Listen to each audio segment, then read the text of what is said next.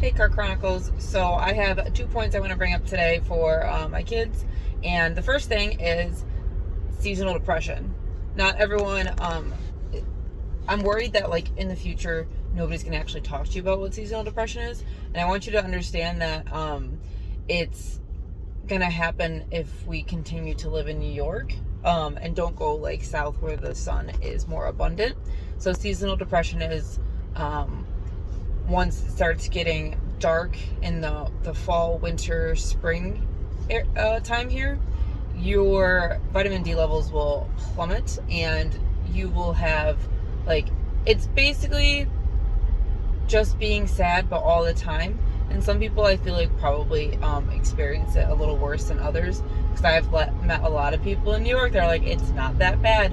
Meanwhile, I am barely hanging on throughout the winter months, and I am just sad. I am sad. I have no motivation. I'm just sick of being inside all the time because it's too cold to go outside, and I like being outside. So a lot of people are like, oh, why don't you snowboard or ski? And it's just like, those aren't my sports. I did skiing once, and it was fun, but it's not something I'm going to go out of the way to purchase things for, because I loved it so much that I have to do it every winter. So if you are having like dips in your mood and your energy come the winter time, this is why. And I am realizing now that not everyone knows about it, because not everyone is from a place where it's not sunny all the time. Like obviously if you're here, you might hear it, but you might not know what it means. So that's the first thing. And then the second thing is specifically for my bonus daughter.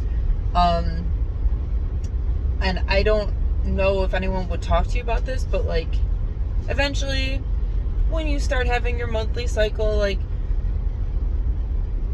some people experience it really well and some people don't. And I don't really feel like I was talked too much about either of these things growing up, like seasonal depression, but nobody explained it to me, like what it was or why it was, until like I got older and in high school. And even after that, into like college and the real world. And then I didn't know and understand what the hell my cycles were until I was in my mid-20s. Like I knew every month that this thing was happening to me, but nobody really explained how bad it could affect certain people. So about a week before my cycle begins, I am a raging lunatic, and am the most emotionally unstable person. It mostly feels like that on the inside. Like on the outside, I'm sure I don't portray that as much, but on the inside, I am miserable. I am tired. I don't want anything to do with anyone. And then the rest of the 3 weeks, I'm pretty good. I'm like up here. And then I want to eat everything. So everyone is going to be different. And I want you to know that, it's important to recognize it. Like I even notice it affects me in the gym. So if I'm in the gym and it's that week before, I cannot lift anything. I feel weak. I feel fatigued. And then after that, I'm fine. So it's all just a matter of listening to your body and realizing that the chemicals and the hormones in your body are constantly changing, giving on what you put into it. And I want my kids to understand that. That's like really important, and that's something that I wasn't really particularly taught.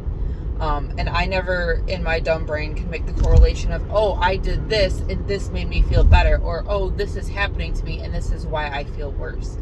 Like I needed somebody to literally explain that to me in YouTube videos once I got older, and I don't want my kids to have to do that. I want them to be able to hear it from me.